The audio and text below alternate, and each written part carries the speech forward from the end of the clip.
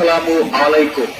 গত 15 বছর ধরে এই জালেম খুনি স্বৈরাচার সরকারের হাত থেকে মহান আল্লাহ তাআলা আমাদের রক্ষা করেছেন। এই জন্য মহান আল্লাহ তাআলার প্রতি শুকরিয়া আদায় করছি। প্রিয় মুক্তিকামী ঝিনাইদহবাসী, ঝিনাইদহ জেলার সকল শ্রেণী পেশার মানুষকে আহ্বান জানাচ্ছি, প্রতিশোধের কারণ হিসাবে আপনারা ঝিনাইদহের কোন মানুষের বাসাবাড়ি, দোকানপাট, ব্যবসা প্রতিষ্ঠান, সরকারি স্থাপনা, মসজিদ, মন্দির, গির্জা সহ ভাঙচুর, লুটপাট ও যে কোনো ধরনের ক্ষয়ক্ষতি করবেন না।